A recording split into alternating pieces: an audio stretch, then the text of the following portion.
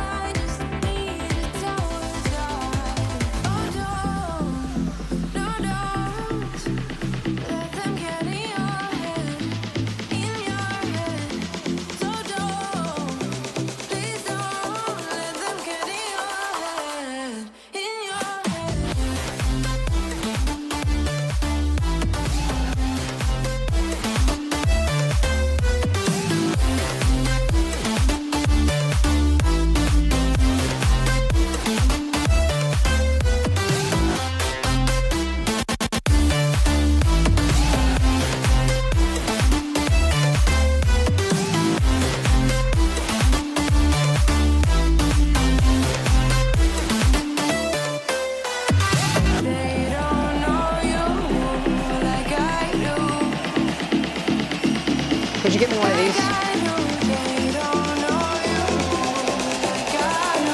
What's up, Inner Circle? Hey, Claire, what's going on? Hey, see you, Sophie. Alexis, always good to see you. Rachel and Dawn, Yvonne, Diana. Pascal, what's up? Good to see you. Michael and Connie and Jeff Peterson. Always make me want to go fishing, Jeff. That's all I think about when I see your background. Hey, Connie. Tanya, what's going on today? Good to see you guys. All right. Well, welcome to this month's Inner Circle. So good to have you guys live. I see the chat lighten up here. And I know so many of you will watch the replay if you're at work or busy right now. Hope you're all getting to see it. Today, I'm so excited. This is a big week. Lots of cool things happening this week. Can't wait to share with you. Today, before we get started, I want to ask a question. Who in here has ever made a mistake? Right? I guess the deeper question is, who's ever made a mistake once, but you relive it over and over and it haunts you for too long? Have we ever done that? Maybe that's just me. Today, it's been a lot.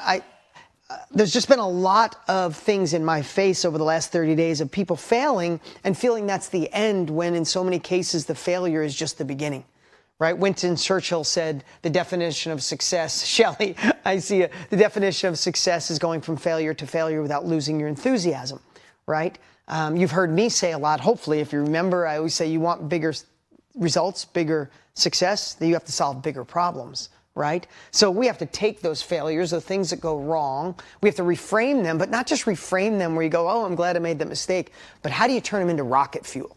And that's what I want to share today. I think this is going to be a great training today. But I want to tell you on a personal note, I always share with you guys what's going on in my life. Monday, who signed up for Matthew McConaughey Monday? Raise your hand if you're signed up. If you're not, make sure when you're done today, go to livin, Livin, 2023.com. Monday, we go live. Me, Matthew McConaughey, Tony Robbins, Trent Shelton, Marie Forleo, right here live. It's going to be off the charts. I was on with McConaughey last night. He likes being called McConaughey, not Matthew, for 2 hours going over the event. You can't believe how hard this guy has worked to be in our industry, right? In the self-education industry, he's dying to serve. He doesn't need to do this. He wants to do this. And I think it's going to be one of the most epic things I've ever done. You want to hear the cool part? We have 1.7 million people registered right now for this event. By Monday, I think we will register 2.4 million people for the event. It's off the charts. It's going to be amazing. In fact, I have nervous, excited energy all at once, right? I got to open it. I'm going to be sitting next to McConaughey and sharing. But this is what I do. This is what I love. And it just shows what's possible when you dream. Who the hell would have ever thought this would be possible in my life? I am no different than any of you. I was once sitting exactly where you're sitting.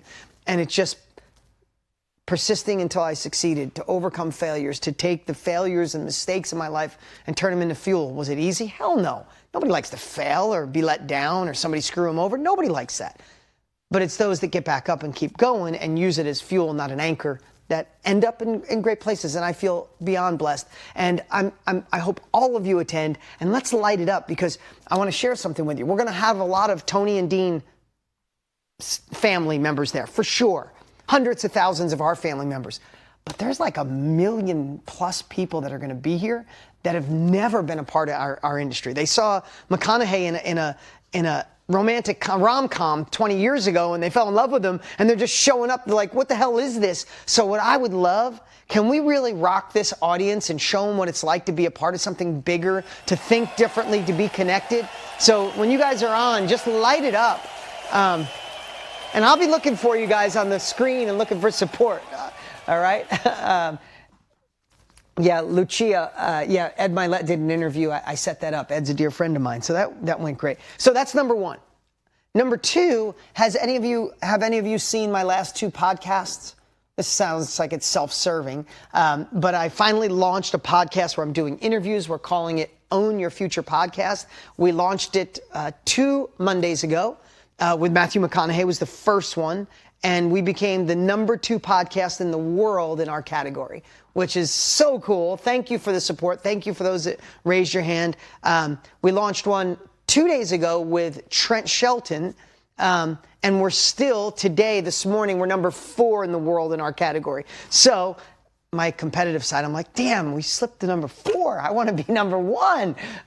If you haven't seen that interview, each week they're going to be amazing. It's at, if you want to write this down, ownyourfuturepodcast.com, ownyourfuturepodcast.com. Go check it out if you have time. The one with Trent, the one with Matthew's amazing.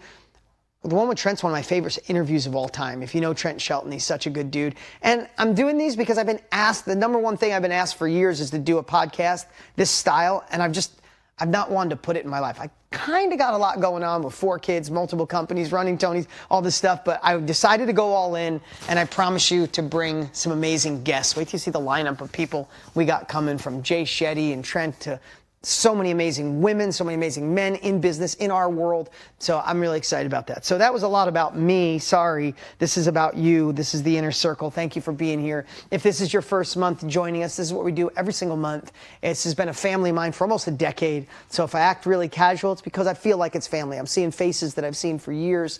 And I want to bring to you every single month the things that I face, or the things that have moved the needle in my life. And that's what this is all about. It's really focused on mindset, marketing, and momentum. And I always pick one of those 3 to share with you. And I try to make it interactive today. I'd love to make this interactive to get some work done. But I want to start with mistakes, things that are going wrong, and how to turn those experiences into a positive. And let's just face it. If you're not screwing up, if you're not making mistakes, you're probably not pushing yourself, right? Did you ever see Sarah Blakely? Anybody ever see any of Sarah Blakely's stuff? She created Spanx, right? One of the youngest self-made billionaire women in history, which is so cool. And if you hear her story, schlepping from store to store, trying to convince people to use her product, it's such a great story. I mean, she got turned down every single time. And then finally one day she just grabbed the woman from, I think it was Macy's, and went in the bathroom before, went in, put her Spanx on, came back out and said, look at me, tell me I don't look better.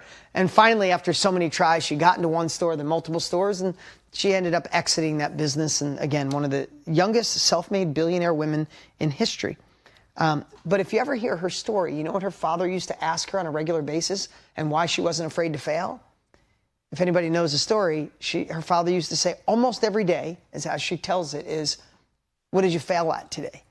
And when she'd say nothing, he'd say, I'm disappointed. You didn't push yourself today, Sarah. Failing is the way to success.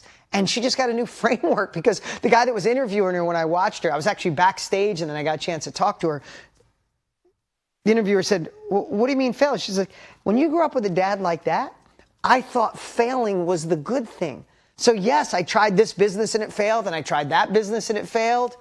And then I went to a million different stores and they kept saying no. It was just, okay, you said no, I failed. My dad's proud of me today. Imagine having that gift, that framework, that when, you try to get the date, get the business, get the sale, get the company to go, get the ad to work, it doesn't work. You're like, all right, good day. I failed today.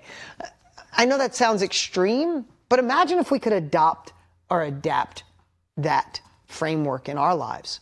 Because so many times we're afraid to fail before we even start, because we might look silly in front of other people. The older we get, the more in tune we get, the more in this rhythm we get. It's hard to step off the path. And if we think of stepping off the path as failure and it could hurt, we don't. And today I hopefully want to break that. I got 2 stories I want to share to kind of set the frame here.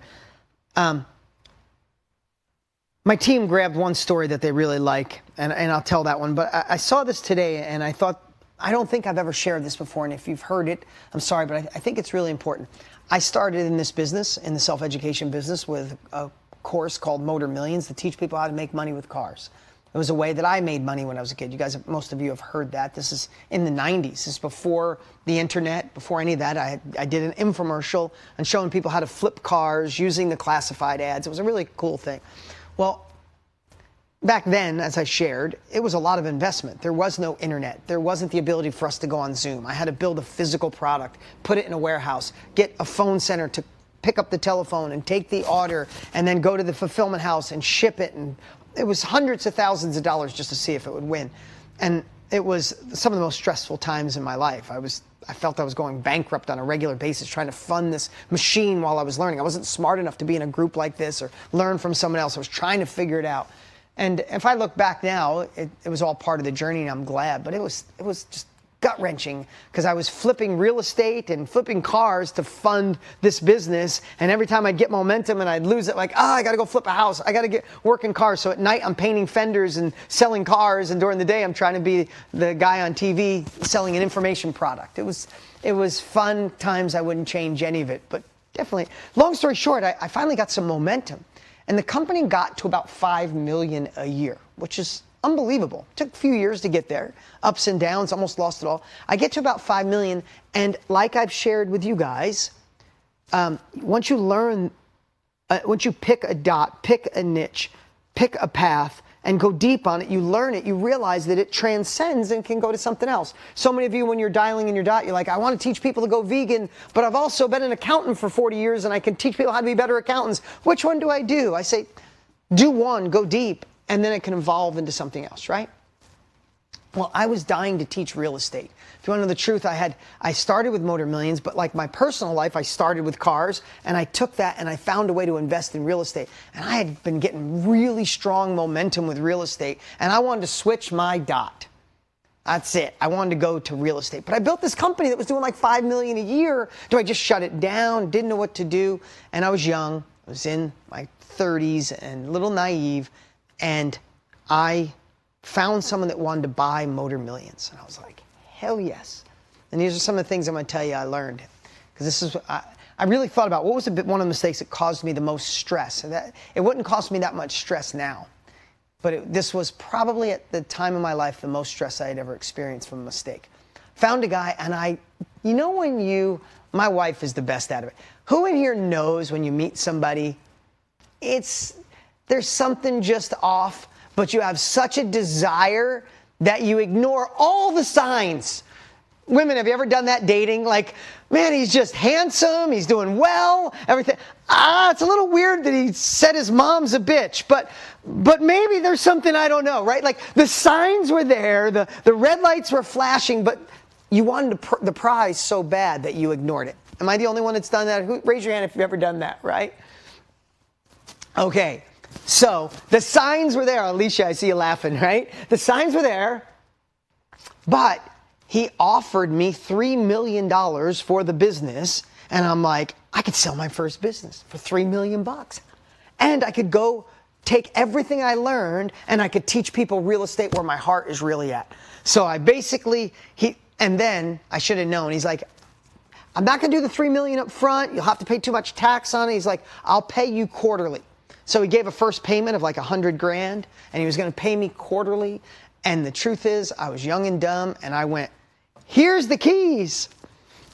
I'm out. I'm going to go focus on real estate. And I just went and started taking everything I learned, everything I taught you, dialing in my dot. What's my course going to look like? I called it Think a Little Different, because that's how I started investing in real estate.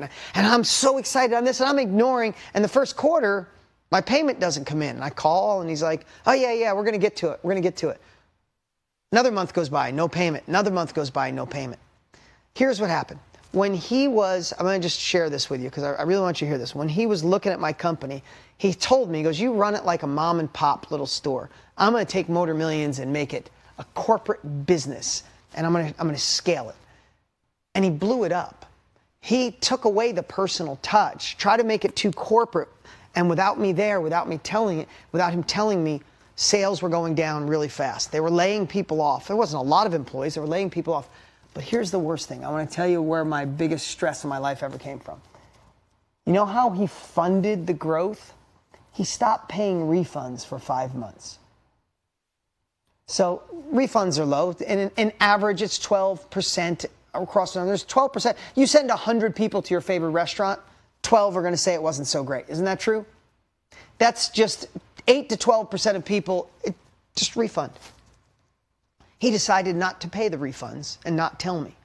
So imagine this. I'm off working on Think a Little Different. I'm so excited. I'm ignoring the thing that was kind of a pain. I'm going to tell you some of the life lessons I learned here in a moment. And all of a sudden, we're 6 months in. He doesn't pay his payment. We send a letter from my attorney. I try calling him. He's not returning my call. And I find out that there's $1.8 million in refunds he didn't pay. And he took that money out of the company. And I didn't know what to do. I'm in my early 30s. I'm stressed out of my mind. There's people who want their money back. There's people going online going, that Dean Graziosi doesn't pay. Like, my heart is dying. I'm like, I don't own the company anymore. I could show him proof. But it didn't matter. My face was on it. So now I go to my attorney, who I didn't have like an attorney. I hired an attorney. And an attorney says to me, you got to file bankruptcy on that if you don't want to pay it. It's not your fault. You didn't do it. You don't need to pay that. And he doesn't want to give the company back. So I couldn't sleep for 2 weeks thinking of, man, there's people who gave money thinking my face is on it. And now they're not going to get, they're not going to get their money back. They're not going to say, screw this guy who bought it. They're going to go, Dean Graziosi took my money. And he didn't pay me back when I didn't like it. And the product wasn't as good as I heard it was in the past. And I remember there was a point in my house. Has anybody ever been to I was so old, it was like the big cordless phone in your house. Remember the cordless phone with the big antenna that you would pull out? You remember those big old phones? Not a cell phone, but a home phone, right? I remember one day, my attorney calls and told me it's 1.8 million and more money is coming in. At that time, 1.8 million might as well have been 1.8 billion dollars to me. And I remember I took that phone and I threw it against the wall. It shattered. It put a hole in the wall. So now I still had $1.8 million and a hole in my wall and a broken phone. So it wasn't my smartest move, for sure. But I didn't sleep for a week. This is the stuff that nobody tells you in this journey of now I'm going, Matthew McConaughey, 2.4 million people.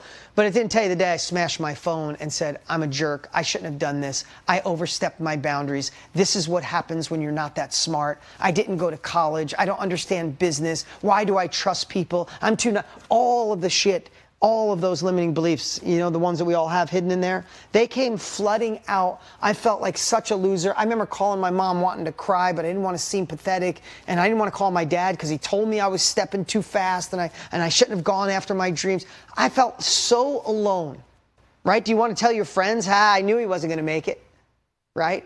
Oh, you did overstep your bounds. Oh, you thought you were going to sell Big Shot. So I was living alone in this torment. And I don't mean to belabor this story, but I really want you to hear this so we can work together to come out on the other side, because I get to show you the other side.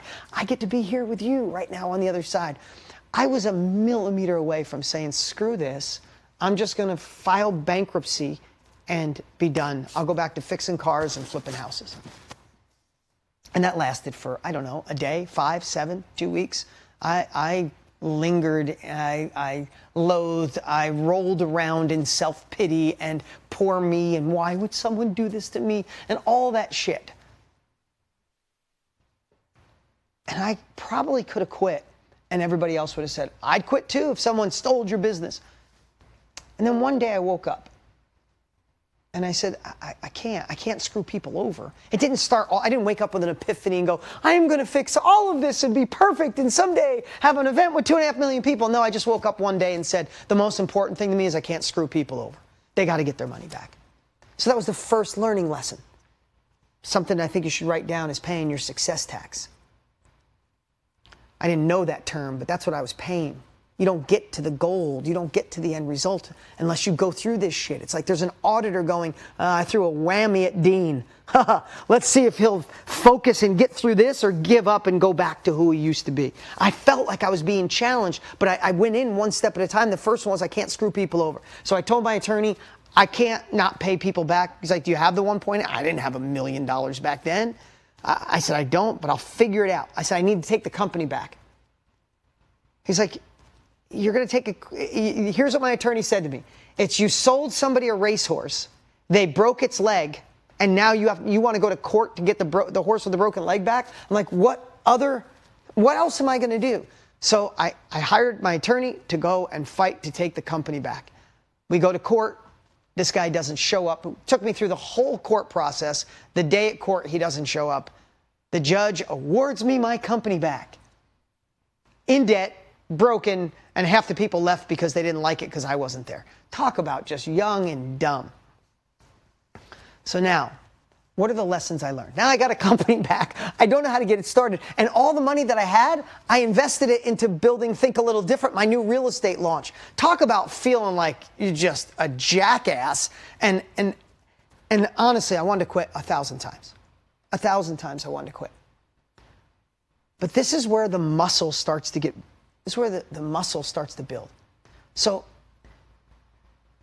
the first thing I did was, I said, I don't have the money to pay everybody back. I hired one person. I remember her name was Mary, and she was so sweet. And I said, I want to call 100% of this people. And I didn't know, I was so naive. The only thing I knew to do was the truth. You want to hear, I could get emotional right now. I had Mary call every single person that was owed a refund. And she told them what happened. And you know what people said? I'm so sorry that's happening to Dean. Yes, I'll accept a payment plan. 87% of the people said, I'm sorry, I could cry right now. And we were able to put 87% of people on a payment plan to give their money back. About 13% of the people were like, screw that, he made a dumb decision, I want my freaking money back. I had enough money to pay the 13% of the people up front. I haven't told this story so long, I'm getting emotional. 13% of the people were mad. I get it. I had enough money to pay them. 87% said, hell yes. Some of them even said, if Dean's coming back, I don't want a refund. And all of a sudden, I learned something about humanity. I learned that honesty is so important. I learned that if I take care of the customer, they'll take care of me. And that still sticks to this day. Thank God this guy Wendell ripped me off. I never would have discovered it at that depth. I saw people who were owed money for 6 or 8 months say, oh, shit, that sucks. How can I help? So I got restored faith in what we do, and I realized how important the client is. So I created payment plans. I also realized that I like trusting people, but trust and verify. Can you please put that down? Trust and verify. I also learned I moved too quick. What's another lesson I teach you guys all the time? Even if you're dying to go into your new business, treat the thing you're in, the career you're in, like you love it more than life. If I wouldn't have just ignored Motor Millions to go to my new thing, if I would have stayed involved, if I would have done weekly calls, if I would have went back to the office, I would have known this shit was happening way in advance. It wouldn't have been 6 months later with my head in the sand because I wanted my new thing. Some of you want to go to the new thing. You can't ignore the old thing. In fact, stop hating the old thing because the old thing is what got you there. Motor Millions got me out of Egypt. I should celebrate it. Why was I condemning it? I couldn't go to the promised land if I didn't learn that. So I found a way. In that moment, the gift was I found a way to love what I was in, even if I knew it wasn't the thing I was going to do forever. Because when you ignore it, when you hate it, it can only compound to negativity. It can only compound what it did for me, and it was painful. Some of the most painful times of my life. I learned on another level to be a solution-oriented thinker. And you should write that down. I learned to be a solution-oriented thinker on another level. I'll tell you why. I was young. My attorney was in his 50s. I swear, no, not embellishing this. My attorney told me I was a fool. If you file Chapter 13 on that company, you're done. You didn't do anything wrong. And there would have been $1.8 million worth of people, which was thousands of people, that been like, Dean Graziosi's a jackass. Stole my money. If I listened to a guy that was older than me, who I thought was smarter than me, who went to a college better than me because I didn't go to college, if I would have listened to him, I would have got maybe the results he had. Later in life, I ended up seeing him, and he said he hated being an attorney, but he still gave me that advice. I also learned at that time that I have to follow my intuition. I have to follow my core values. I have to follow what I believe, because someone else's beliefs are not mine. If I followed his, I would have filed bankruptcy, and I probably wouldn't be here with you today. So, I share that and those lessons. If you had to put a price on it, how valuable do you think that lesson was for my life? The most pain I'd ever experienced up to that time. I was broke. I thought there was going to be people all over the internet talking crap about me because I didn't pay them. I lost my company. I thought I was going to have to tell my family I was a failure. I was living in Arizona. I thought I had to move back to my little town in upstate New York and start working on fenders again. It was the worst experience up to that time. And I look back now today when I go to share, and it was one of the greatest lessons of my life. And it set the foundation of how I'm here with you today, how I built a great relationship with Tony Robbins and Matthew McConaughey, and how we're going to do the biggest event in the internet history. Monday will be the biggest online event in internet history. How freaking insane is that? But Wendell, a guy that ripped me off, could have stopped all of it if I allowed it. I also realized that there's no one coming to save us. When I say these things, they're not just shit I pulled out of the air. They come through my life experiences. No one was coming to save me. Not my attorney, not my friends. Didn't have anybody with $1.8 million to lend me and say, hey, here you go. I had to figure it out. I'd be a solution-oriented thinker. It also taught me this. What's another lesson I try to teach you guys all the time? If you had the difference between having lots of resources or being massively resourceful, which one would you take? If you had to leave your kids with resources, $1 million cash, $1 million in the bank, or leaving your kids incredibly resourceful, which one would you give your children? Right? Resourceful. Of course. How many people hit lotto and go broke? Resources, not resourceful. Did I learn that lesson? I thought, my attorney said, well, I remember him looking at me. I was shaking. Listen, I have to be honest with you. I remember being in his office and my hands were trembling, literally shaking, sick to my stomach, couldn't eat lunch. And he looked at me and he said, you're not going to file bankruptcy? Do you have $1.8 million to pay these really angry people back? Feel that. I want you to feel that for a second because that's what he said to me. Do you have $1.8 million to pay these angry people back? In that moment, I was like, no, I freaking don't. I don't have 200 grand to pay these people back right now. I just put it all in my new thing. Would think a little different. I didn't have resources. What did I learn? I could be resourceful. Just be honest. Hired one employee. She called every single one of them. That's resourcefulness at its best. So how many of us are giving up an inch away from the goal the finish line or the touchdown or whatever analogy you want to use? How many are giving up because like, well, it would have worked, but it would have worked, but this person ripped me off. This didn't happen. What if it was all by design? What if that is the success tax that you actually have to pay to get to the other side where you want to be? What if there's a success tax auditor that says, I love Jezebel, I love Alyssa, I love Marie and Beatrice and Marie and Alicia, but they need to go through this so they're worthy to get that.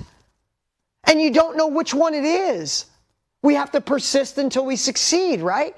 And sometimes it is shitty and it is crappy and you're shaky and you got a knot in your stomach. And that's exactly the thing that you need to get through because you 2.0 lives on the other side of that. I don't know when it is. I still don't like failures. I still don't like mistakes. I still don't like when I'm let down and things go wrong. I am not immune. Please know that. But I have trained my brain to say, this sucks. But what lesson am I learning? This sucks, but I know I'm going to be a better version of myself after this. So here's what I'd like to do. The team created a workbook. Did you guys, or a worksheet? Did you guys get this? You guys have access to this? I hope you do. Some of you might not. You might be on your phone and checking it out. So I'm just going to walk you through this. I would love to do a little work. You guys up for a little work right now while we're in this state? Okay. In this, you'll see, I was going to tell a story that I shared in Underdog Advantage about, I went to California, I went to Hollywood, I almost did a deal with Tommy Lee and Pamela Anderson back in the 90s, and at the last minute I screwed it up, made a mistake, the deal fell through. It was another big disappointment. It was another great learning lesson. But when I really thought about it this morning, so that's why you'll see on the sheet it says that story. But when I thought about it this morning, I was like, what story have I not told that probably, just so you know, a decade ago I would have been too embarrassed to tell you that story. And this is how we grow. This is how we connect. I would have been too embarrassed because I've been like, I'm following this guy that made that dumbass mistake, right? But aren't you glad I made that mistake so I could learn the lesson to teach you how to not make that mistake, right? So that was the lesson I wanted to share with you today. So in this worksheet, it says failing forward, how to turn mistakes into motivation. And I'd love for you guys if we could do a little work right now. If you printed them out, awesome. If you don't, just grab a piece of paper or a pen, or if you like typing, you could type as well. But let's do this. So the first one is failure is necessary for growth. So why don't we all, and you can put it in the chat, if you want, put it in the chat and you write it down, but recall a specific mistake in your past you're having trouble letting go of or releasing. How do you think that failure has negatively affected your success or growth personally or professionally? So I'd love for you to think about what is your Motor Millions story? What is something that you made a mistake? Or don't even look at it as a mistake. A mistake could be you shared with your husband your goals and dreams and you thought he would be so supportive and he said, really? At this age, you want to try something like that? And you listened. That could be a form of mistake. Or you told your parents or a friend, right? You're at coffee with a dear friend. You told them what you want to do. I want to teach people how to do it. What? That's for teachers. You can't. You're too old for the internet. People aren't going to listen to you. You got to be a teacher. You need a degree. Where's your degree in that? And your mistake was you believed it. Invested way over my head. I was stuck when I was focusing on my mistake. Lost a lot of time in MLM. Does mean naive also counts for failure? Absolutely. So what if you got the sheet in front of you? If you got the sheet in front of you, use it. If not, type it, put it in the chat. But really think through, what's a mistake that you have made or a choice that you've made that stings because you're only focusing on what you lost, not what you gained? There's a lot I could focus on with that Motor Millions story of what I lost. I lost my sanity. I lost a lot of sleep. I stressed. And I was an inch away from losing being in this industry here with you.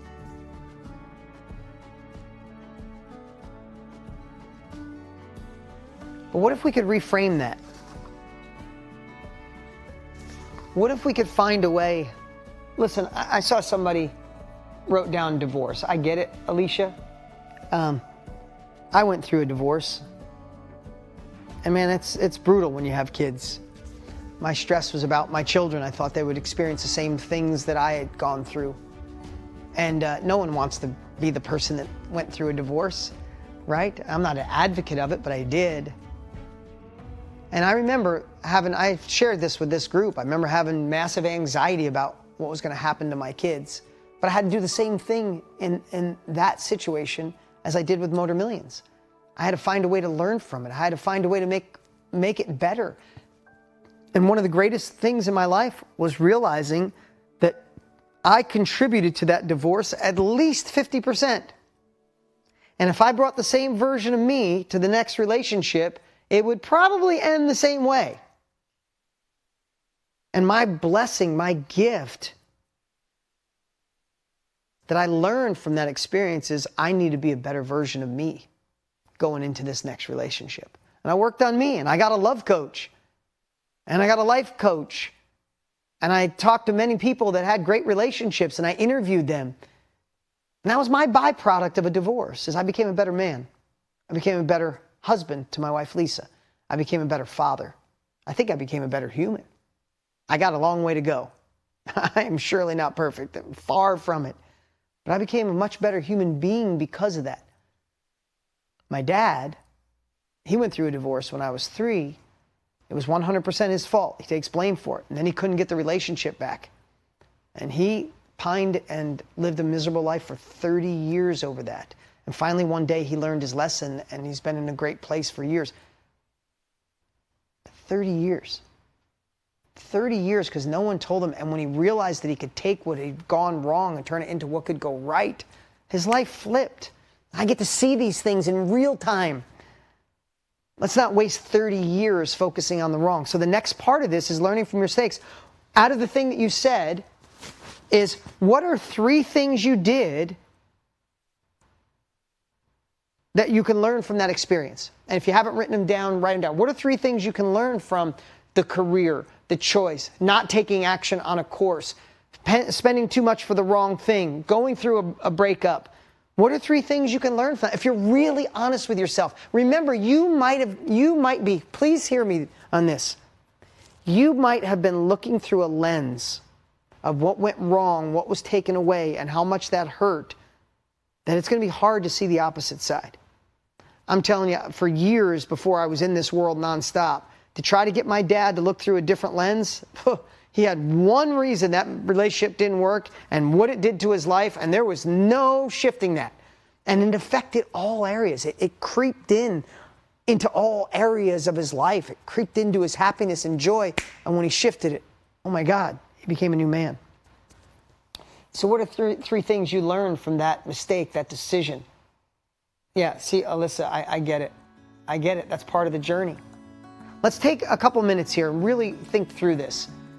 When I'm talking here, I'm just trying to prompt something in you, but I really want you to do the work. What did you learn? What could you learn? How could you reframe that? Remember, life is nothing more than the stories we tell ourselves. What if you told the story first and then worked on believing it? Skill sets are transferable. I'm stronger than I am. I needed to support and learn more to keep moving forward. Look at this amazing stuff coming through, guys. Show up, engage, follow up. Be the action and not pity myself. That I'm stronger than I think, than I can get through in life. One of the greatest lessons I learned going through that is I came up with a little mantra during that time. And I used to take a walk, and I used to walk to the gym, and on the way to the gym, I'd say over and over, if I can get through this, I can get through anything. And I told myself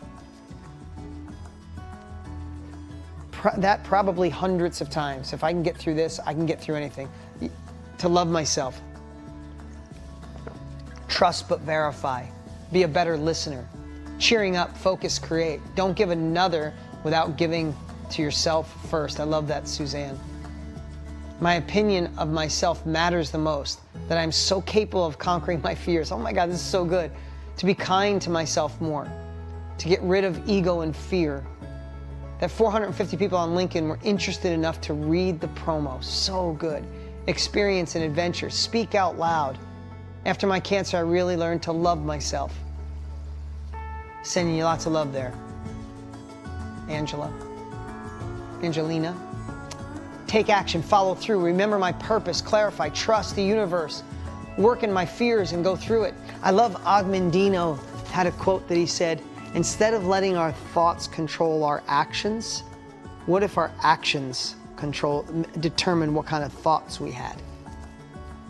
Even though you're scared, what if you just moved forward?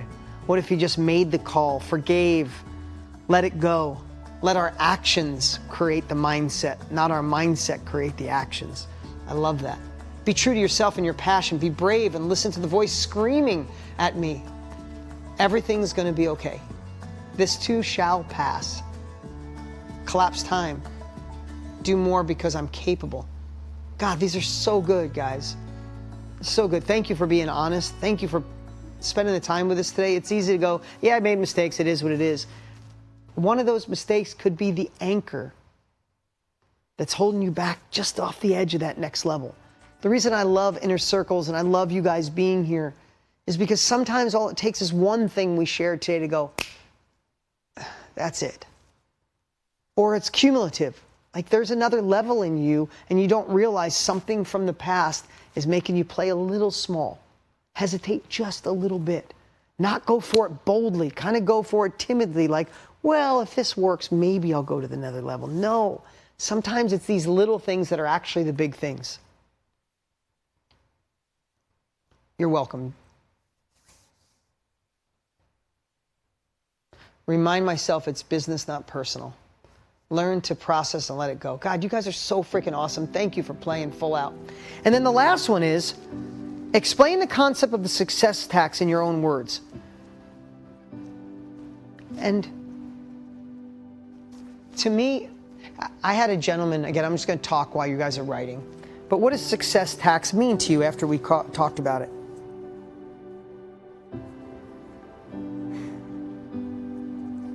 I had a gentleman, his name is Richard Rossi, he's about 10 years older than me, wonderful guy, owned a big company, has had lots of success, helping people throughout the world, helps kids. And there was something I was going through in business one day, 10 years ago.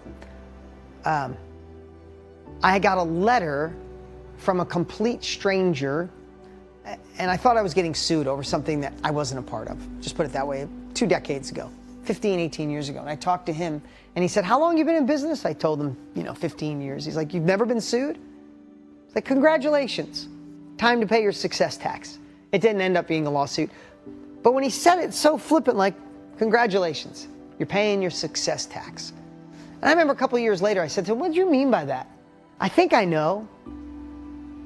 He said, you got to realize everybody wants success, but most people aren't willing to pay the tax it takes to get there. And that tax is failure, people questioning you, overcoming limiting beliefs, not listening to self-doubt, not letting imposter syndrome sink in, not letting the wrong people talk you out of your dreams, knowing that the road of an entrepreneur is lonely, that it goes up and down, that you'll question yourself. But if you pay the tax, and most people won't, you get to have the success on the other side. And I thought that was just something that stuck with me forever. It's a positive tax, Alicia, right? It's like, how do you, I want to pay more success tax. So, Melanie, thank you so much. Appreciate you too. Love you guys. Just think, if we didn't experience the things that you did, you might not be right here, right this minute, with this goal on your heart. The outside world's a little crazy, don't we agree? But if we can control the inside, if we can get strong, if we can use everything in our toolbox as our power, not our weight, then what can't we accomplish? I love these inner circles because I never know where they're going to go. We come up with a topic, I come up with one that's in my heart, and then they go where they're supposed to go. Here's what I'd love for you to do. If you were able to do that exercise now, and so many of you wrote here, thank you. If you didn't do the exercise, when we're done here in a little bit, go download it. Do the work. Watch this again. You could watch it in 1.5 speed when it's done and it's uploaded. But go through this, because you might not have allowed yourself to go deep enough today to really dig out that failure or that mistake or that thing you said no to at a certain point of your life that fundamentally shifted everything and you didn't even know it. And it still could be living there. And sometimes we got to dig in. Rachel, I see you shaking your head. We got to dig in and find it. Go, son of a bitch. It's that thing. It's because I tried this thing in the past, and when it didn't work, my spouse thought I was crazy, and I'm still living that failure there. But who in here, and last thing I'll ask, and then I want to call on some people. Who in here ever wanted something really bad? You didn't get it. You were upset about it. And now you look back and go, thank freaking God that I didn't marry that man or that woman or go on that date or start that business. Who in here has wanted something so bad? And now you look back and are so glad it didn't happen. Suzanne, you are actively waving, so I get it, right? It's like, thank God that didn't work out. What if we could feel that way about everything? What if we could feel that way about everything? All right, who would love to share a mistake that might be a little personal, but you want to share it with the rest of this team? I shared about Motor Millions. Who would like to share? Raise your hand if you would like to share. Come on, who's going to be brave? How about Shelly? Shelly, CHVOTZKIN. I am not going to try to say it and mess it up. What's up, Shelly? How are you? I am doing very well. Well, thank you. And I wanted to say thank you for sharing that story because, oh, sorry, I don't want to get emotional, but it was really something that I needed to hear. And it really kind of touched me in a very deep way because prior to finding masterminds, I had actually invested $53,000 in an online course that was supposed to help me set up an educational program. So little background, I'm an OBGYN and I left traditional medicine because my values I found don't really align with what kind of healthcare has become today. And I feel like I can't really serve my patients and give them the type of care, the type of education that they deserve. So I saw this opportunity, by a doctor for a doctor, allegedly, as this is my dream come true. This is too good to be true. And it was. But having fallen into that kind of scam and had that loss had me pretty much change my focus and really think about what my purpose was, rethink my belief system, and I literally changed my dot over into something that I really have a passion for. And even though I went through all of that and the loss, and you have your friends and everyone being like, you're so stupid, how could you fall for that? It in the end led me to right here, to these resources, to people like you that have gone through similar losses, and mistakes. And I even remember hearing, Tony telling a story about how, he had a business partner or someone who worked for him took like 200,000 from him. And they're awful stories, but it's in a way kind of comforting and reassuring to see that such successful people have also made the same kind of mistakes along the way, but all of those mistakes have led you on that path to where you're at. Well, I want to say a couple of things. First off, thank you for being vulnerable and sharing us. Secondly, you're part of a really good family now. Look at the love. Give Shelly some love in the chat. Look what's happening in the chat right there. And I'm sorry that you had to go through that, because it doesn't matter if it's $53,000, $53, or $53 million. It's all relevant when you're in that moment. It didn't feel any different for you having that money taken. You could pull that music down. It didn't feel any different for you losing $53,000 as me having to pay 1.8. It's the same feeling. So I know the emotions and I know the feelings that you went through, and I'm sorry that you have. But you're here. And the only thing we can do is find a way to reframe that, right? Here's the cool part. Mm-hmm. Tell me with that, and I'm sorry that, and in fact,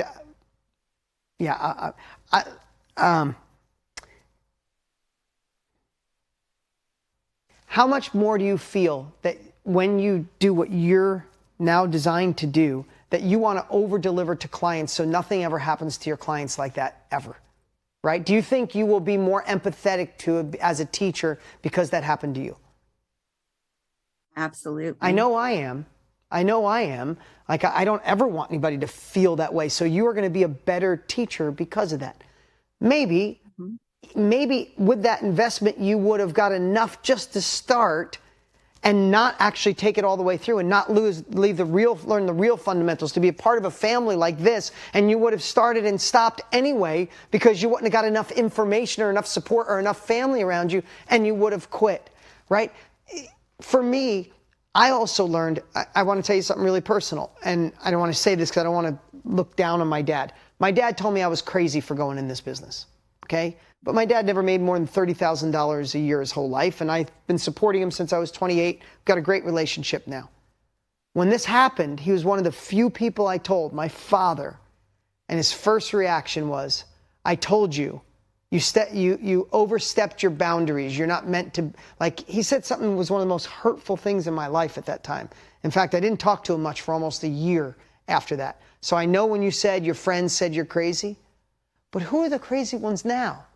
I'm doing an event with 2.4 million people in Matthew McConaughey. I get to be with you amazing people and own mastermind.com with Tony Robbins.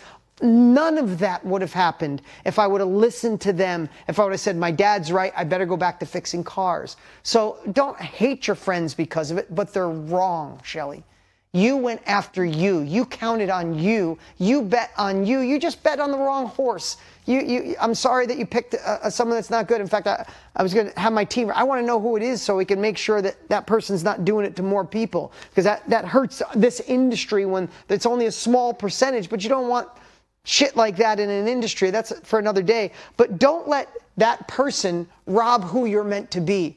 Don't let your friends rob who you're meant to be. I know the money, that's a big chunk of money, and you worked your ass off for that money. I thought through all of that.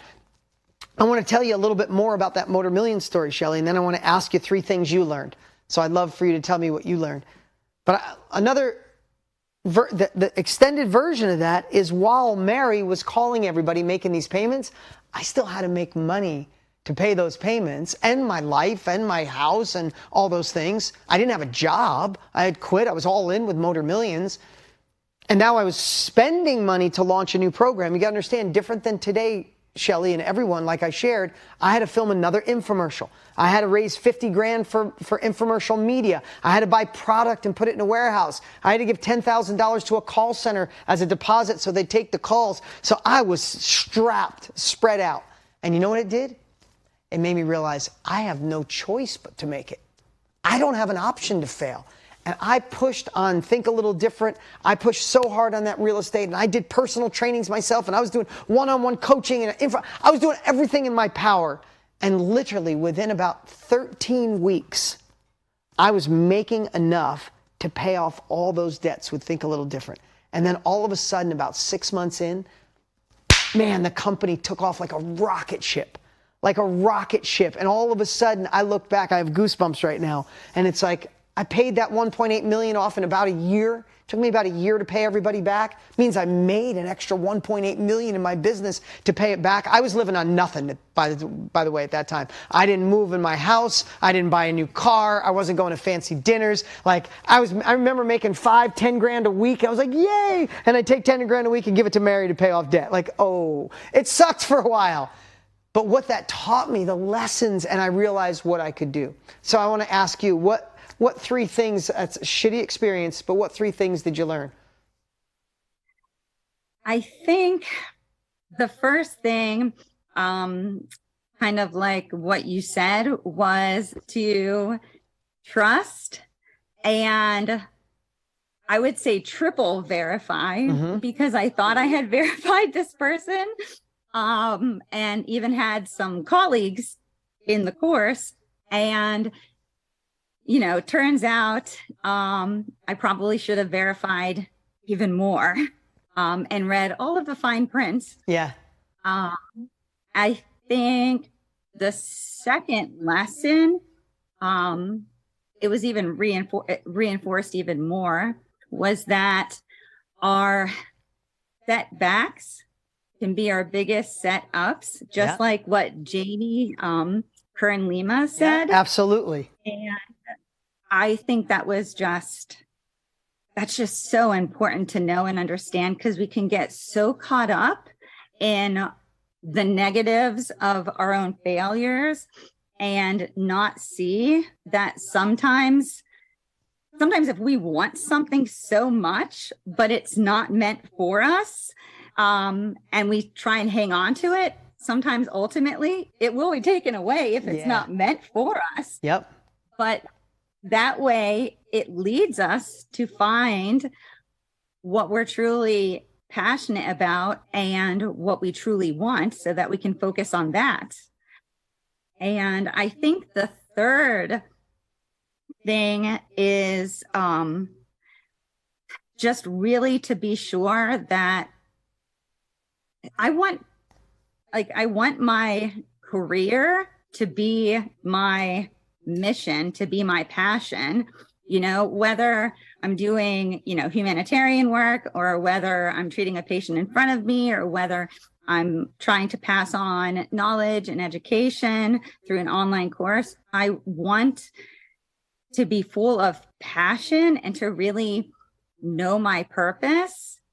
And I think that was the biggest thing I learned, is to just really make sure that my passion and my purpose are aligned. Everybody, can we give it up for Shelly? You are so brave. You're so brave. Look at the love you're getting, Shelly. And I want to share. I want to share something that I got the chance to talk to you today, but your story is a lot of people's story in their own way, in their own version. And the only thing I could say is I'm so sorry that happened to you, but don't let it keep happening to you, because he won temporarily. He will lose in the life of karma. He will lose in business, and what people believe in afterlife, he will unfortunately lose. You don't have to keep losing. The more you relive that, the more you question yourself, or why didn't I triple verify? That was dumb. It's gone. There's nothing you can do except take it. If there's nothing you can do, then why not make it the wind behind your sail to say, that person is not robbing my future. He's not robbing me of the passion that I want to do, the service I want to give, the heart I want to share, the success I want to experience. He's not robbing me from that. Little glitch, little blip, and you're a part of an amazing family. We love having you here. And the best thing you can do for all of us is be the shining example of what's possible. Shelly, thank you so much. We appreciate you, and we're going to be watching you. Everybody, give it up for Shelly.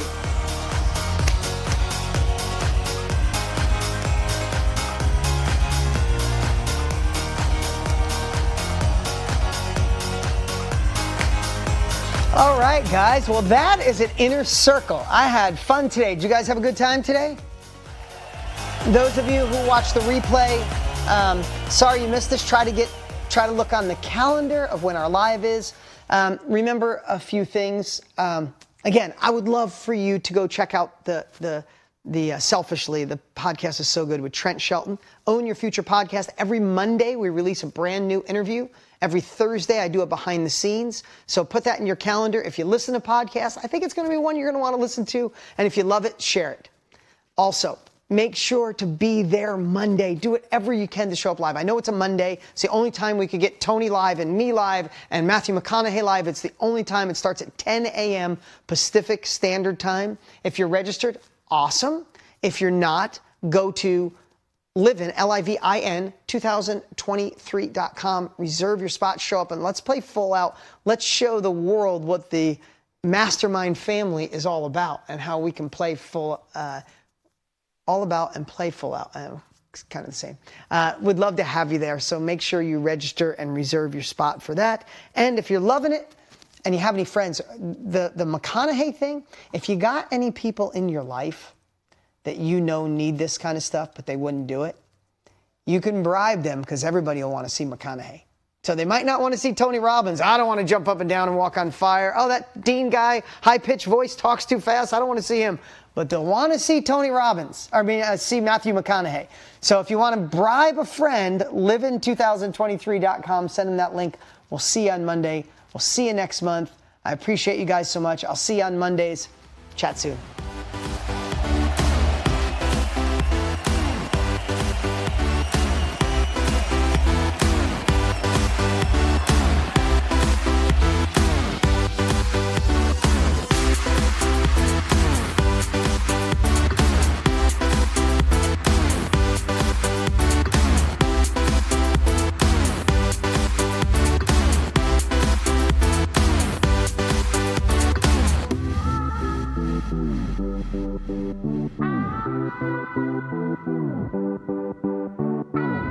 you.